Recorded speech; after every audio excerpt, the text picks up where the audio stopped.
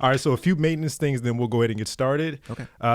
Okay, so my last episode, I made mention of some people that were listening to the pod because I just started this very recently. So, the people of Cambodia, Ireland, India, the Philippines, and Canada, again, shout out to them. I'm trying to figure out who it was that was listening way back when. If they are still listening, if I have not lost them as listeners, I want them to find me, hit me up and say hi at some point. And one last correction. I think last podcast, I mentioned that this podcast started back in March or April. That's actually incorrect. I released this in June, actually. I started recording in March and April, and you and I both know what happened in March. Do we ever? Yeah. So I just had those few things. So we will go ahead and get started. Are you ready? Yeah, absolutely.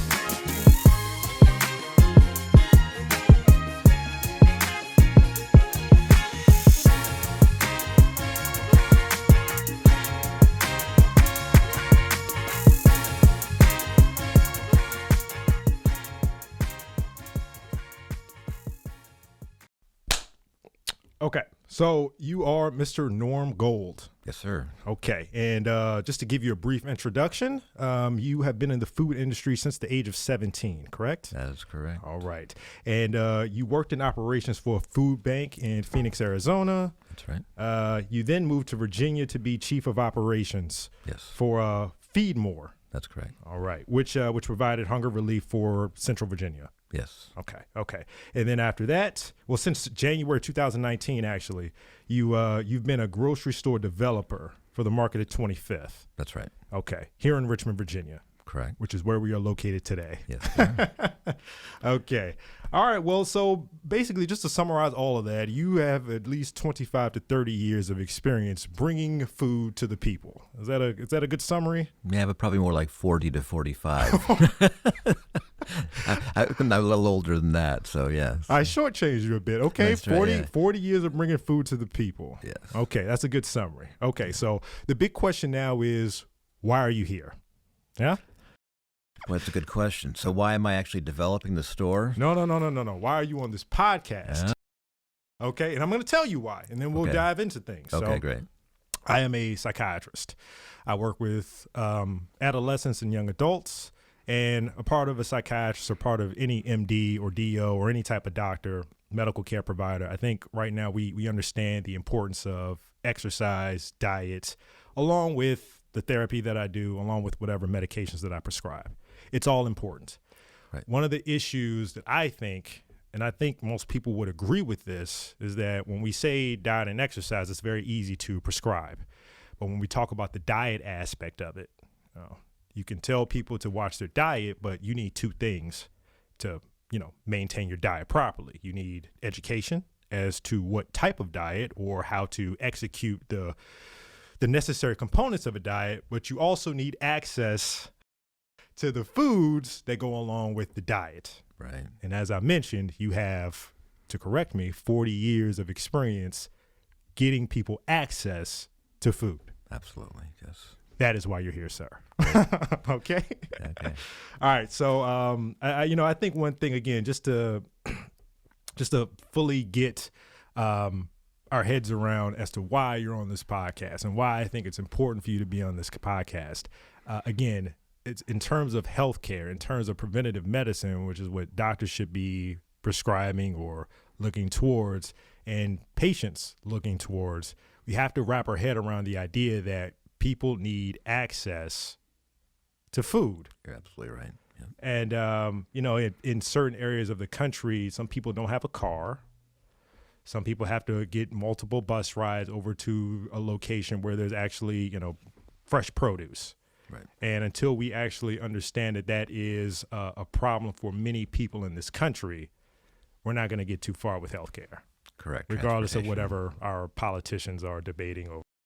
There's many obstacles. Transportation is certainly one major obstacle to food access. Absolutely, absolutely. So, my first question for you, just to focus on the market at 25th, what exactly does a developer do when thinking about a grocery store? Well, what do you do? So for the market at 25th, the investor and I, Steve Markel, went into it. The goal to offer free food access and nutrition to those who didn't have it accessible before. So it's in a food desert, and the definition of a food desert, there's no healthy food within a mile in an urban setting or 10 miles in a rural setting. So we went in there with the focus of helping people in need, helping people in the community who don't have access to fresh food. That was one of the main reasons we built the store. In the area it is. There's been a lot of discussion as far as whether anybody would want to invest in that area. It's a challenging area. It's got some opportunities, and there's a lot of gentrification going on. So it's a lot of things happening that most chains just said they wouldn't do it. For decades, there's been discussion about a grocery store going in Churchill, but nobody actually would invest the time or the money. When Steve Markel, who's the investor, was looking into it, he talked to food chains, and they just said, no, we just don't want to invest the time and money into it. So for us, when I went into this with him, it was to create an opportunity for those in the area that they didn't have before. But we also knew we had to create a sustainable model.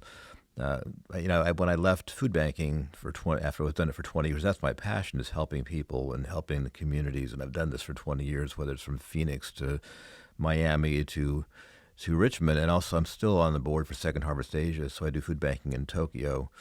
Because that's what we do, is we help people get them access to food. And that's what my passion's been for at least 30 years, because I know how important that is.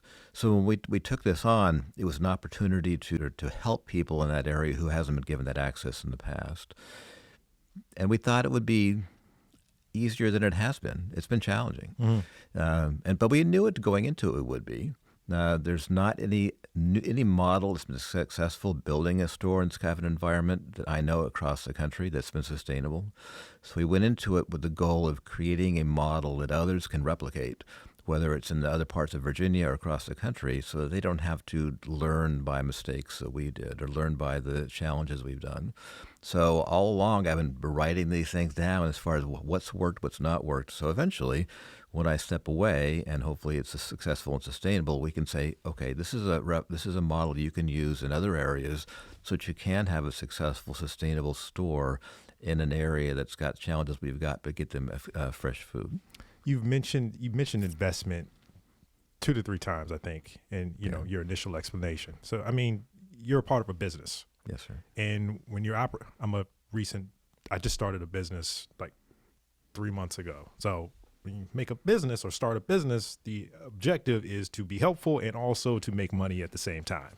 So you mentioned some of these larger chains that were not interested in putting in the time and investment into putting one of these grocery stores in one of these areas. Right. Is that one of the biggest barriers, just the amount that they think that they're going to get back? Yeah, absolutely it is. A grocery store runs on a low margin anyway. They don't make a lot of money. So to invest a lot of time and effort into an area like that, that's already a low margin business, more companies are not going to do that.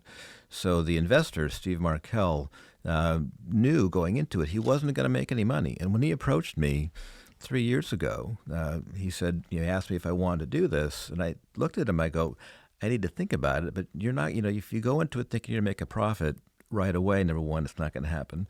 Number two, you just might not make a profit anyway, because it's not going to be easy. And he convinced me he was okay with that. He doesn't need the money. He's in it for the community. So when the store does turn around and is sustainable and does a profit, he's going to turn it back into the community. It's not about making money for him at all. And that's why he and his wife convinced me to step away from my comfort level in the food bank to join him in the project.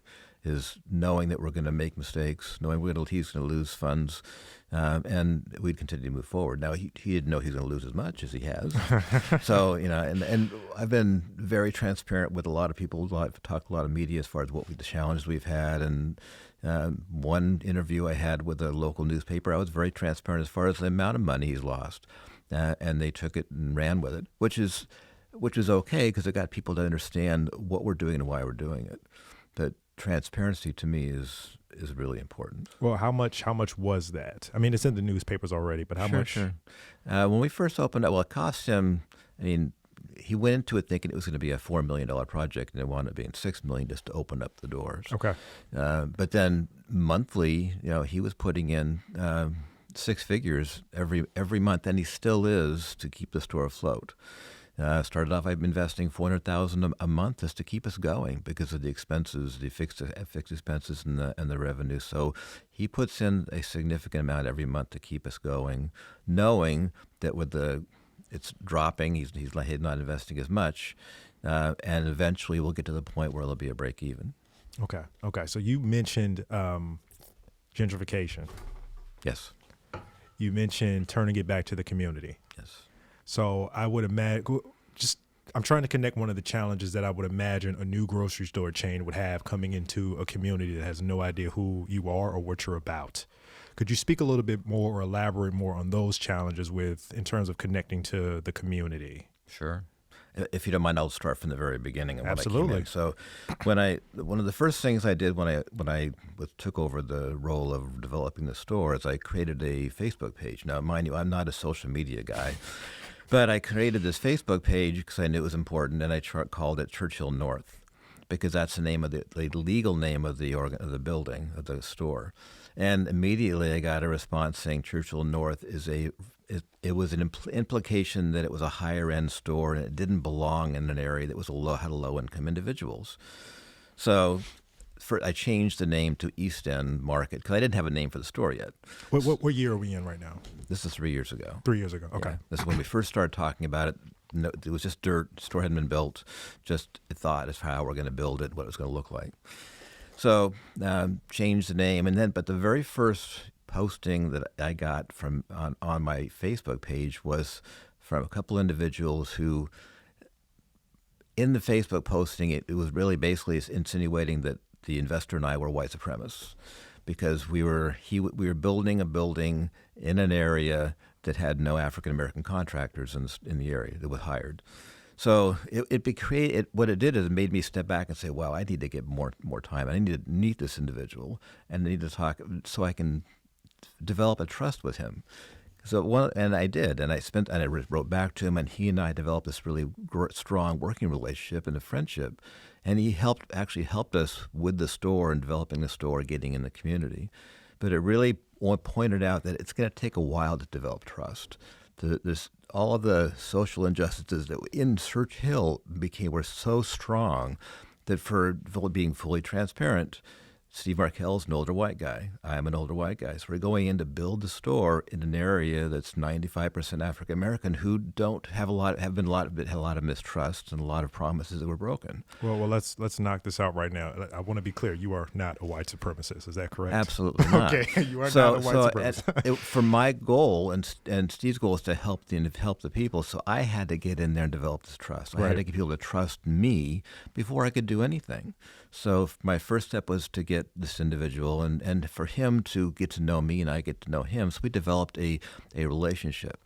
That started to help me identify how I can build the trust in the area. Mm-hmm. And so I spent 6 months to a year doing that, talking to people and meeting with people so they really got that I was sincere in what I was doing. And there was no other reason that we were doing it other than to help the people, help the area. And that's what we've got. And we've really, I think for me, I have developed that trust. People trust me because they know that I am a very sincere person. And why I do this is to help people know what the reason. I'm not in it for money. So that was the first aha moment. I needed to say, okay, I can understand that there's been a lot of challenges, and you see it now. The store is in an area that's been challenging because of all the stuff going on with the protests. The thing that the store has been protected because everybody in the area protects the store. They know how sincere we are. We know that we've hired people from the area, and we've given them chances that nobody else would give them chances. We hired people with felonies. We gave them opportunities to change their lives, and that's what's really been a benefit to the store. Is we've really worked with the community and developed the trust by hiring local. We're selling product for local entrepreneurs, minority-owned entrepreneurs, and we really are just serving that community the best we can. What went into, because you have Churchill, right? But Yes. you have an entire country that you could have chosen to place a grocery store in. Right. So I'm just curious as to what went into the decision to pursue a location in Churchill versus some other part of the country. So, well, good point. But I think that the main thing was another individual who was going to build this store. That was his goal, was to build a store in the food desert, and he identified Churchill as his main focus.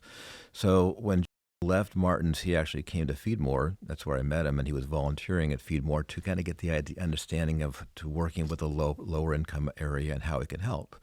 So he volunteered there for probably 6 months to a year, and he and I developed this relationship as far as I was going to help him, but not be to the point I'm in now. So, but unfortunately, he never got funding from the city of Richmond. So he was not able to open the store without that extra funding. So he decided he would look somewhere else, and he was offered money in Newport News. So Newport News built the store for him. So Jim left, built the store in Newport News, had a similar store that we've got now. And that's where he started. He opened the store there, and it's funny, but not really funny, but interesting. So I talked to him throughout the time. It was at his grand opening, and I kind of saw how it was going. When Steve Markel offered me the position, I called. I said I told Steve I need to think about it. So I called to see how things were going. He'd been open for about a little over a year, in Newport News, and unfortunately, he had really changed a lot. Mm-hmm. The store had turned him into a different person, and he was having a hard time in the area. The store never was able to develop a comfort level, a welcoming culture, so that people, when they were going in, they couldn't bring in the right mix. He couldn't get African Americans and Caucasians to shop at the store at the same time. He had 125% turnover. He had theft. It's like that's all he was worried about was theft. And this is an individual who invested a lot of his money and his time in the store. So unfortunately, the community had jaded him, and I felt really sorry for him. But he was really struggling because he couldn't get the right mix in the store. He couldn't get the sales up, and he was losing money. So I used that conversation to kind of decide how I was going to open the store we've got now. You realize that I need to do something different. Absolutely. So Right. in my many years of management, I've learned more from what doesn't work than what does work. Mm-hmm. He gave me two recommendations. He said, "Don't invest any of your money and have an exit plan." These are the two things he told me. So I thought about this, and I said, well, okay. And of course, I've got to think about that before I said yes to Steve. Yeah. But the opportunity to truly make a difference in an area that nobody would want really cared about was what drove me to do it. Is that what it's going to take for people to? Because this is you're playing the long game here. You're not going to get into any of these neighborhoods and then just start making money immediately. This is going to be I don't know, when do you think you would turn a profit? 5 years. 5 years. Maybe longer, maybe shorter, who knows? Yeah. But the point is, it's going to take someone to actually be willing to lose a little to help a lot of people. Absolutely. To get a lot back. And that is Mr. Markel. All right, that's Mr. Markel. Yes. So I guess one of the things that, because the Market at 25th is here in Churchill, the question would be about other neighborhoods in the rest of the country. Right. And I would like to talk about whatever it is you're doing in Japan, because I did not know that. But sure. I'm trying to think of ways to encourage other, maybe Market at 25th at some point, but I'm sure there are other grocery store developers that might be interested in opening up a store and understanding what it would take to open up another store in another area like Churchill. Right. Yeah. That was what our goal is, so that we can help them build that. So not me and not Steve. Yeah. but give them this template. Say, here, start with this.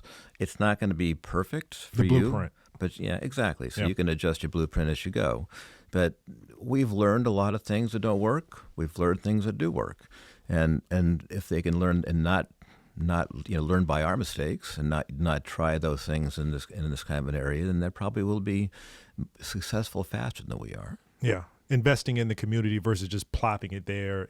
And well, pricing. I think I should probably talk about that. But once I want to put this in perspective for people that might be hearing about a food desert for the first time. So I think the U.S. Department of Agriculture estimated there's about 24 million people out there that live in a food desert. And you define what it was earlier. It's just a place where people don't have access within like a mile or 10 miles, depending upon whether or not you're in a rural or an urban area. That's 24 million people. That's crazy, isn't it? That's unreal. I know. So what they're doing is they're going to, if they have a corner store, they're getting the junk food. They're going to a fast food restaurant, whatever they can. And what do they develop habits of eating junk, eating crap, excuse my language, but they're eating stuff they shouldn't be, and it doesn't help their health. It affects their health.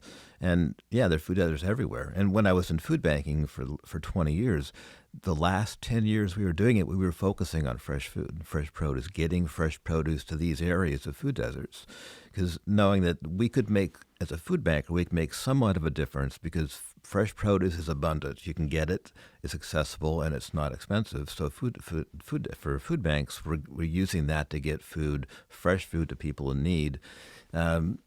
And it was fairly easy as in a food bank to make a difference in a food desert by offering fresh produce because they don't pay for it.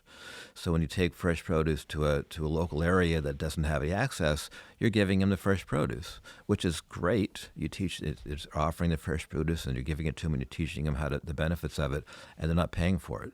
But it's only a once a month kind of a thing. If you're going to make a difference in a food desert, you truly need to be able to be there consistently, have the product there consistently, and have the product be affordable. It's got to be all the time. It just can't be once a month.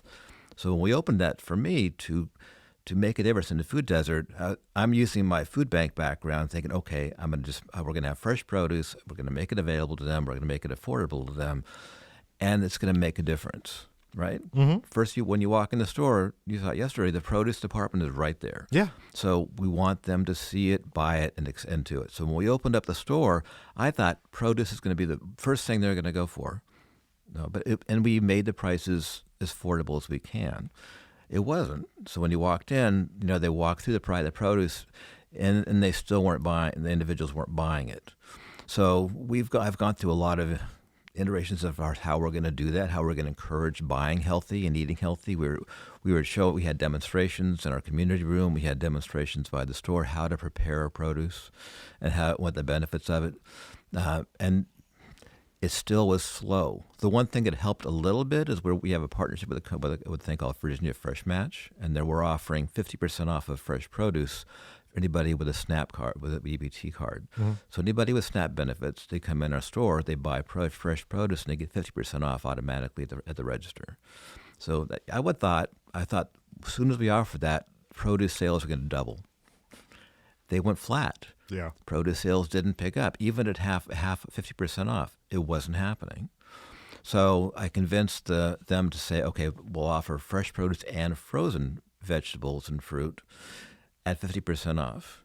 So I figured if they won't buy fresh, they'll buy frozen.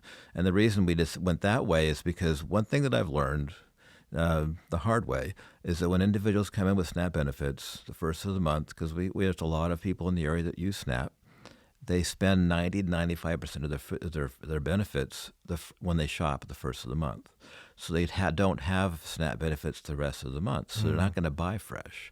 They're not going to buy produce that's only going to last 3 to 5 days because it's not going to last a whole month. Right.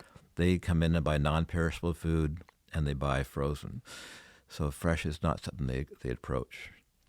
So my goal has been this be pre-COVID was to offer financial literacy in the store and actually offer financial literacy in the areas that have SNAP benefits and teach the individuals how to budget their money, how to budget their benefits so they can eat healthy throughout the month. We didn't get a chance to start that because COVID happened. Nobody can go out and do that. But I really think that's a key is financial literacy, to understand how you can really balance those benefits throughout the month, so you can buy fresh and you can really change your eating habits. You are speaking my language. Did you just say education? You're Oh, speaking yeah. my language. That's been my passion for so long. Yeah. And that's once COVID is behind us, that's my passion, is going to be getting to teach people the benefits of eating healthy.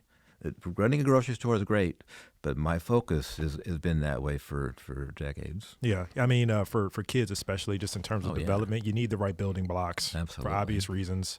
And for adults, Yeah. I don't even need to say the difference between a high sodium versus a low sodium diet for someone's blood pressure. That's my issue I have to struggle with now. Yeah, I know. So you mentioned habits. Again, speaking my language, psychiatrist. This, again, is a part of what I would imagine would be the struggle with coming into a neighborhood. People are used to doing things the way they've always done them. Yep. They have their way of getting their groceries, which, again, might be hopping on a bus, going way out town when there's a grocery store right down the street. Yes, I would imagine that would be a part of the struggle. Breaking habits. How long do you think it took? Because it sounds like right now you at least have a much stronger connection than when you initially, you went from being called a name on Facebook to now having a much stronger connection with the people of Churchill. Yeah. How long do you think it took? Because you've been open since April. Yeah. 2019. Yeah. So not a long time. But We're still not there yet. what, in terms of connecting? Yeah. Oh, I mean, just when did you notice that there was more of a connection? I'm not saying you're bonded just yet, but yeah. When did you notice that things had improved a bit? It's interesting. COVID actually helped us. I think we were getting that way before pre-COVID. That people were really understanding our sincerity and serving the community, because we offered everything we can, all the services, including transportation. But when COVID hit, we became very vigilant as far as protecting our staff and our customers, and very transparent. So we were probably one of the first businesses in the area to really make that a priority. So another thing that I also was involved was VOAD. So VOAD is Voluntary Organizations Active in Disaster. So at the time, I was the president of the state VOAD. So I was getting information from VDA, Department of Health, and Department of Agriculture Services, and Department of Labor every day. I was on calls. So back in February, when we started talking about this, we started making the store fit the community and communicating that we're here for you, but we're going to here to protect you. So we had face coverings for all the staff. We were encouraging customers to wear it. We were probably the first ones to do the social distancing and the cleaning and sanitation, because I wanted to make sure we protected the community and protected the staff. So I think that also helped us become part of the community, and for the trust of what we were doing and why we were doing it. COVID helped as far as sales. It helped all the grocery stores. But really, I think it helped us become more of the community and more trusted, because they saw that that's why we were there. Yeah, I think COVID hurt a lot of people, but in some areas it helped. That's the problem with COVID. It's such a terrible situation that we're all in, but there are positives that can be found, and I think some businesses have not been able to adapt properly. It sounds like you have found ways to make it work for the people of the community. So I think that's a good thing. And I don't know how long this is going to last.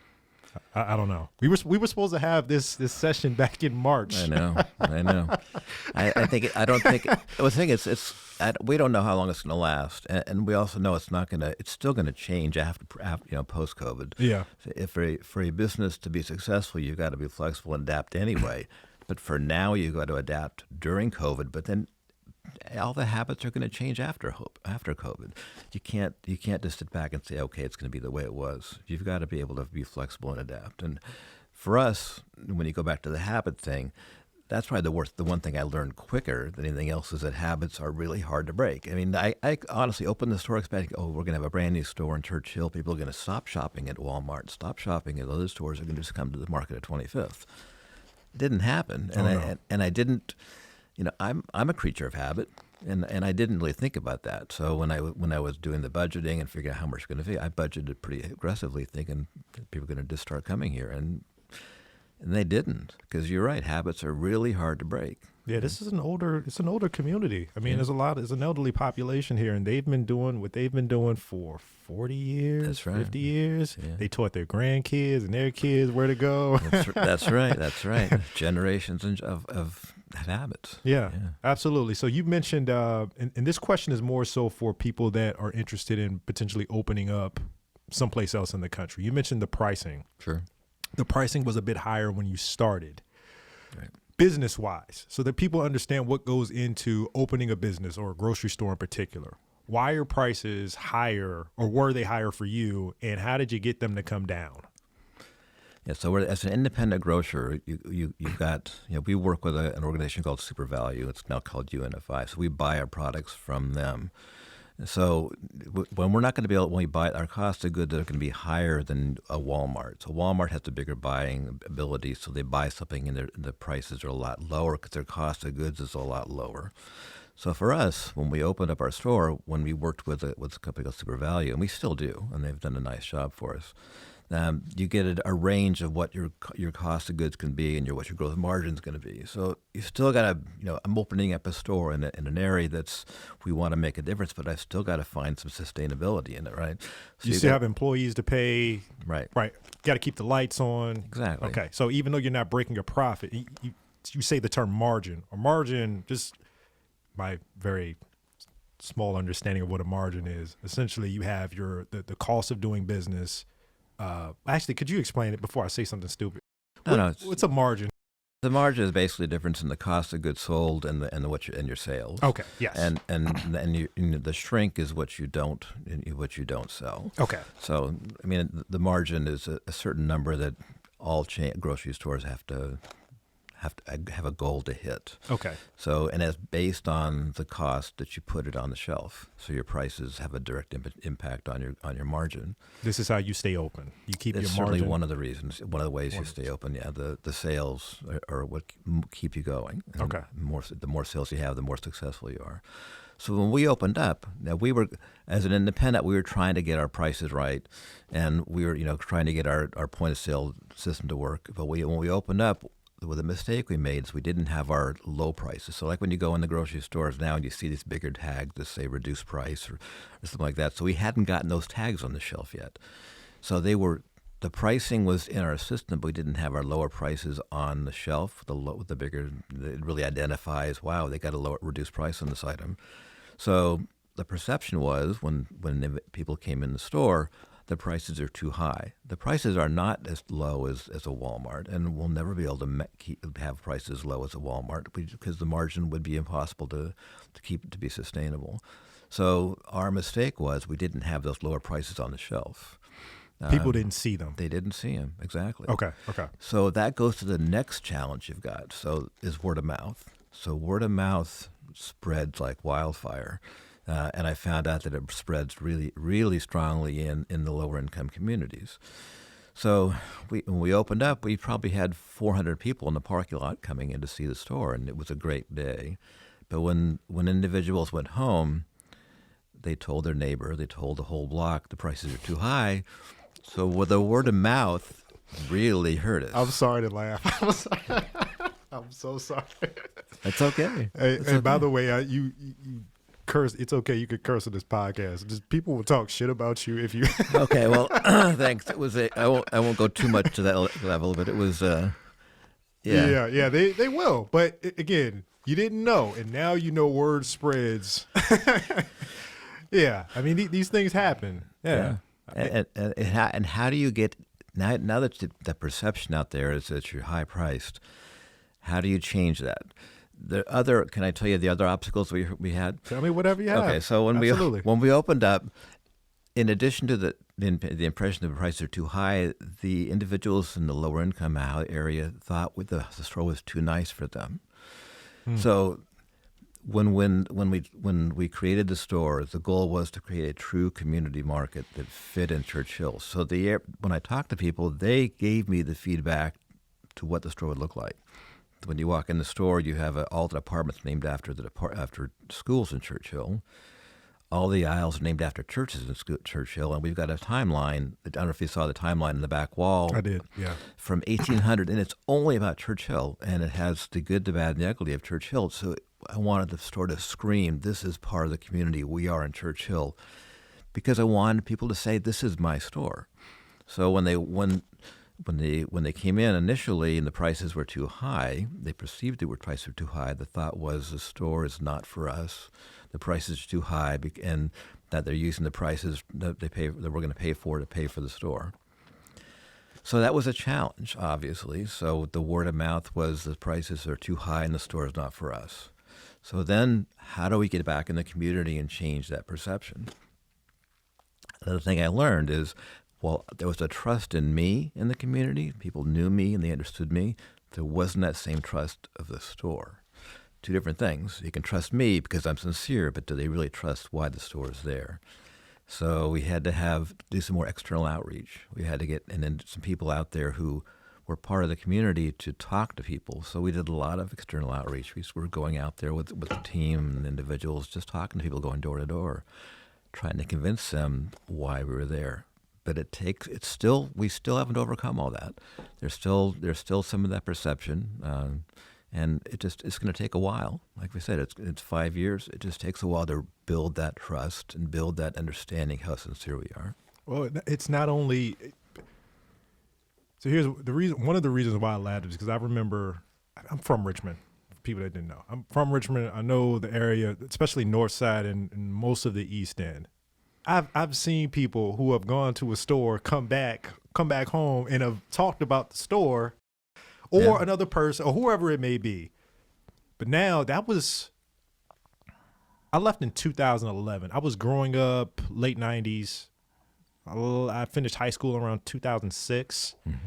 This is all before, Facebook was coming up, but social media has wildfire. Yep. Right. So it's the young people who use social media, but I still think the older generation is using word of mouth. Oh yeah. Do you all have a social media presence? Like, how are you? Yeah. What are the other ways that you all are trying to connect with people? Yeah. So we have a Facebook page. We have an Instagram page. We have a pretty good website. I will say that our sales and marketing was another thing that we tried differently. So we invest a lot into marketing and advertising for the store. And the way we did it was we did some radio commercials, we did some TV commercials. And I think when we built the store, while it was in the lower income, we wanted to make sure it was for them. For the store to be sustainable in my mind, and what I convinced Mr. Markel was, it's got to be inviting for everybody. So we need to be able to have everybody shop in there, feel comfortable shopping there, and it wasn't just a store for the people who live in Creighton Court. So our marketing advertising was trying to hit everybody. You know, we try to hit the individuals who just bought a house down the street, also the ones that are on SNAP benefits in Whitcomb Court. So it's not an easy way to do it. It's not an easy to try to figure out how you advertise, who you advertise to, and what the target is. So we've been working in that, and we've been struggling with that for 1.5 years, honestly, or 2 years. Yeah. Trying to find that right magic to say, this store is for everybody. I will tell you, I don't know if you saw it yesterday, but we have a great mix of people. People love coming in. I would say, honestly, we've probably got the best customer service in the city of Richmond. I can say that without a doubt. You're not going to find it anywhere else you go. Now, we're not going to have lower prices, but we'll have the best customer service anywhere. But how do you get that word out? So we do have a presence on Facebook. We do have a presence on Instagram. We do have a website. Now we are doing digital. So we're trying everything. We've got a mailer that goes out once a month. We're creating flyers that we put out through email. So now we're working on an email blast. We're working on texting. So we're trying all those things. Everything. To reach everybody. Yeah. And the challenge that I've had, honestly, is how do you show a return on investment on impressions? So the one area that the investor and I have had discussions about is how do you continue to invest in advertising and marketing when you don't know what your return is. So if I'm investing this much money in a TV ad or this much money in the digital, you can say I'm getting all these impressions, but how does that impression turn into return on investment? That's something it's hard to really show. How do you know that the person who saw the ad on TV, if that's what brought them into the store? Is what you're saying? Okay. Yeah, it's tough. In fact, I'm working with a VCU and an instructor there who's got his classes doing some projects for me. And that's like 5 projects. And one of them is how to show a return on investment on sales and marketing. Okay. Yeah. I do think that's going to be tough, especially nowadays with COVID also. Yeah. Everything is just exponentially more difficult. Absolutely. So this is what I think the people will want to hear that need to hear or develop trust with you. Okay. You mentioned earlier that you were planning on turning it over to the community. I don't know when, 5-10 years from now. Hopefully less. What does that mean exactly? To turn it back over to the community? Well, I think there's a lot of things. It could be we could turn it into a co-op eventually. We can't really turn it into a co-op until it's profitable. What's a co-op? It means that the community would own it. So somebody that might want to have shares would go out. They would pay for shares, partly of the shares, and they would get some kind of investment back. Or the people that work in the store would be part owners. So we're trying to get to the point where everybody that works there will have an investment in the store, and anybody that works outside the store can have an investment in the store. We work with a lot of local vendors. So we opened up the store with 65 local vendors who we gave them the opportunity to be entrepreneurs. Hadn't had that opportunity before. So have them be investors in the store, but we wouldn't want to do that until they can actually get something back. I don't want them to invest in a store that's losing money. Okay. I mean, I'm being as open and honest with you as possible. That's, I think, one of the biggest things that I think people need to hear. Yeah. VCU, which is where I went to school, okay, they have expanded exponentially because again, I graduated high school in 2006. I did VCU for about 4 or 5 years. So I left in 2011. I've come back. Every time I come back, there's a new building. Yep. There's new apartment complexes, and this is the fear about gentrification. That's right. Right? So they're opening up lots of new housing, and people are worried that they're going to get kicked out of their homes. There's no investment in the community. I think if you're planning on investing in the community, words like co-op, I don't know if you're already advertising that, but that's very important for people to hear and to understand. Okay. It's a good point. Super important. That's a good point. We have not, but I think the reason is I'm not ready to say we're ready to do that because I'm not sure how long it's going to be the point where we're going to be able to invest back and have that investment back out there. When we first started talking about the store, we did say that the goal was to have the money once we turn a profit to go back in the community, but we haven't seen the light to say it's going to be in 2 years from now. But that's a great point. I think that would be a good way to help build more trust. Well, one of the other issues is you use the term co-op. I don't know what that is. Yeah. I have no idea what that is. No idea what a co-op is. I mean, I know a little bit about business. Obviously, I mentioned I opened up one 3 months ago, but I'm sort of just learning as I go. Yeah. When words like co-op are used, I'm just like, I'm glad I have you here to ask you about it. But again, if that's something that's being advertised to the people, they would need to know what it is so that they know what they're investing in. Right. I think, again, I'm speaking more on social media, Sure. right? There is a much larger movement than I've ever seen in my past of investing into Black-owned businesses. That's right. And if you're telling me that there's the opportunity for Black-owned businesses, or at least for African Americans to become a part of a business where they partially own or fully own, again, I think that is something that needs to be advertised, and I mean at large. That's a great point. So, yeah, that's one thought that jumped out to me.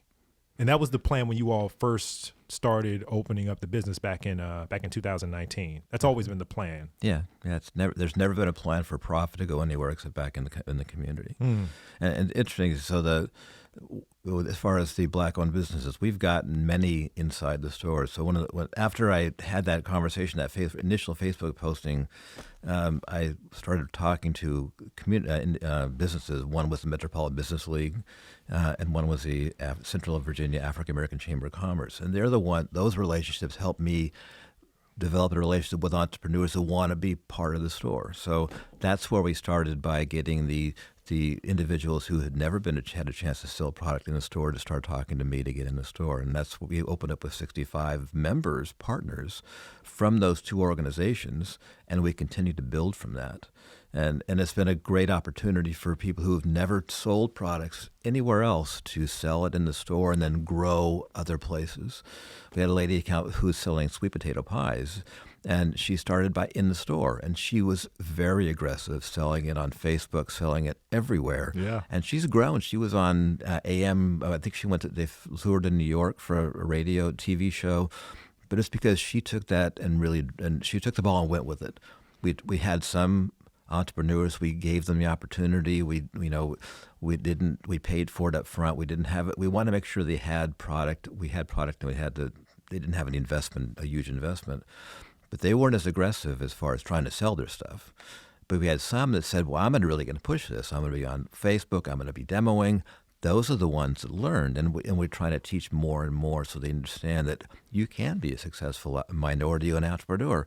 And you just got to, this is how you learn from it. You've got to push it. You got to be aggressive. And some have really done a great job of it. Yeah, the message I think that needs to be understood. This isn't necessarily directed towards you. It's to anyone that doesn't understand how much, not just African Americans, it could be any minority group, how much people would take, if they knew what to do with it, with their money, with their time, how much more people could do. African Americans spend about $1 trillion. This is retail and other things, but $1 trillion into the economy per year, I think. I looked at that statistic somewhere last week. $1 trillion. If they took that money and knew how to invest it, they had the education on how to invest it, and knew, again, we're talking about different things to spend it on, whether it be their diet, whether it be investments or anything. Yeah. If they actually knew what to do with it. This is why I emphasize education so much. Oh, yeah.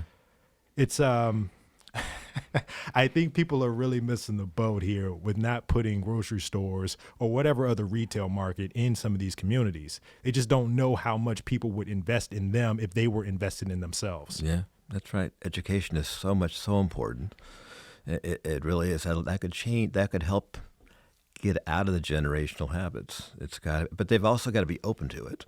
They've got to be open to listen, and if you can get them understand the benefits of it, it could change everything for them. Yeah, yeah. And it's well, a part of being opening to listen is who the message is coming from. Yeah. Knowing someone. This is what you talked about earlier, with the being able to trust people. Yeah. I think, and not just African Americans, but other minorities, they have just been betrayed by other businesses coming in and just taking it. That $1 trillion, I mean, if I look at some of the companies that people are spending that $1 trillion on, those companies are not exactly like advertising towards African Americans. Right.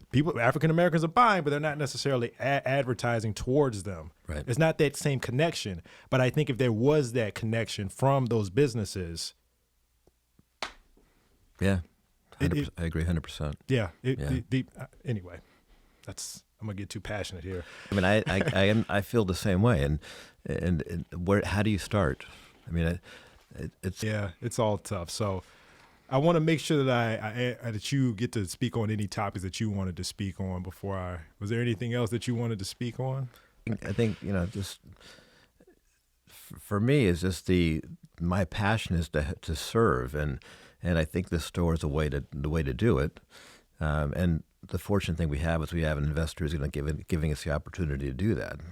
Anybody else would have probably said, okay, it's been 1.5 years, I can't continue to invest this money into it. That's not the way Mr. Markel is. He's in it for the long haul. For us, Steve is going to give us that opportunity, and everybody in the store has got the same passion I do. So it's not like you walk into a store and everybody's at the grocery worker. They're not. I mean, the first person I hired was a guy named Jay Scott, the store director, and he has the same passion I've got as far as serving the community. We're like father-son. We work together, and it's all the same drive, same passion as far as serving the community. He hired his team, and they all have the passion to serve the community. All the people we hired in the area, we we paid them for professional development, life skills training to help them get over the challenges they've had. And they're passionate about the community, so that's everybody in the store is there for the same reason, and that's what really separates us from anybody else. You're not going to see that going anywhere else because everybody's in there to serve the community. Yeah, and we spoke about this earlier. Richmond is I would say Richmond is a mid-sized city. Yep. You would agree with that? I would agree with that. Mid-size? Yeah. I mean, you're from Cali. Yep. LA, right? Yep. Okay, so you've seen that's like the second biggest city in the country. Right. New York is biggest, correct? I think it is. My wife was from New York. Oh yeah. Yeah. That's right. Yeah. That's right. So she likes the craziness in New York City. I don't. That's one of the reasons I moved from Southern California is I wanted to get away from the craziness. Yeah, like I said, okay, before COVID it was I liked it. Obviously I went back. Yeah. But it was much different in 2000, I'd say 18 than it was in the year 2000. I think things had improved a little bit, at least in the area that I was living in. But with Richmond being a mid-sized city, I do think, again, this is it's a good place to form this blueprint that you're talking about. Yeah. Because in every city in the country, you have you're going to have areas where people have a lot of money. You're going to have areas where people have a little bit of money. And they're, again, mid-sized city, big city, small city. This is in every city in the country. And there are these food deserts that are there. And if you can show that this can work in a mid-sized city, I think it can work in a larger city. I think it can work in a small city, whether it be rural or urban. Yep. And that's an important message that I think I wanted to pass on to people. Oh, absolutely. Yeah. One thing I learned in food banking is that just because you're in an area that's got a higher income, in some areas there's pockets of low income, pockets of need everywhere. Yeah. And when I was in Phoenix, there's a place called Scottsdale, which is a very high-end area, but there's also a part of Scottsdale that is very food insecure. So there are pockets of locations that need this kind of a support and help across the country. And right now, the only help they're getting is it might be from a food bank or from an agency in the area, not because the investment is too much for somebody to go in yet. And so hopefully we can get that model. They can try it other places. Yeah, for people to play the long game. Yeah, Yeah, it's gotta again, $1.3 trillion. It's crazy. Yeah. They have no idea how much money they could make investing. Yeah. Yeah, investing in the community. It is an investment. Last question. You mentioned Japan, but I wanted to talk to you about your time in Japan. Could you speak about that just a little bit? Because that's outside of the United States. What was your time in Japan like? What were you doing there? So when I was in Phoenix, the St. Mary's Food Bank, we were approached by a gentleman named Charles from Tokyo. He's the chief operations officer at the food bank in Tokyo, and he wanted to get an idea of what it was like to run a food bank because he wanted to kind of use those models in his food bank in Tokyo. Now Charles is actually an American. He's from Minnesota, but he married a lady from the Philippines, and they live in Tokyo now. So he brought a team out to Phoenix, and we kind of showed them food banking in America, in Phoenix. Took it back, and he spent some time, and he took that individuals back to his food bank in Tokyo, and then he flew me out to Tokyo. Probably I've been out there 4 or 5 times, and to Taiwan, and so there's a thing called Second Harvest Asia. It's a group of food banks in Asia, including there was in Tokyo, there's in the Philippines, there's South Korea, and Taiwan. So they meet once, periodically throughout the year to share best projects, best habits, as far as how to get food to people in need. And the one thing that I learned in Asia is cultures are so much different, but the passion is the same. So in Tokyo, the one thing that Charles really struggled with is when he went out there, you want to help people. You want to give people, if they need food, you take the food to people. But when there was a disaster, when they had the tsunami in Tokyo, when he took the food to the people, they wouldn't accept it because their culture is we don't know if we're going to be able to pay it back. So in Asia, you have to learn every single culture because every country is different. So it was, and I still work with them periodically, not as much as I used to. Certainly not now. I can't go there now. Yeah. But I worked with them as far as food safety, teaching them how to make sure that there's a proper food safety when you give the people food to the people. But the one that I think that I learned more than anything else is that every place I went, people had the same passion. When I flew out, I think it was 4 years ago, and I went through to Taiwan, and we went on a bus throughout the area and talking to people, talking to agencies, and everybody there who was volunteering at the time had the same passion, getting food to people and serving and helping people. So even though there's a different culture, everybody has the same passion. Whether it's in Asia, whether it's in Miami, whether it's in Phoenix, that passion to serve people and to get them food that they need is there. It's very inspiring to go to do that, to see the people and talk to them. Yeah, and understanding the culture is the best way to connect with them, and connecting with them allows for them to, I guess, accept the help that you're trying to offer. Yeah. Well, this is what's happening right now in Richmond. Yes, it is. Yeah. Well, no, I appreciate everything you're doing, especially in my home city in Richmond. I'm wishing you the best of luck. I'll be following from Los Angeles, of course. I want you to stay in contact. Do you have any you can contact information or the website, Instagram, anything that you want people to know about? Sure. The website is the market at 25th.com. It's the AT, not the ampersand. So we're actually doing it a little bit different now, but that's available. I can also give you my personal email address. Anybody wants to get a hold of me, it's norm@tmat25.com. Happy to answer any questions, or if anybody has any suggestions, I'm open to any suggestions as well.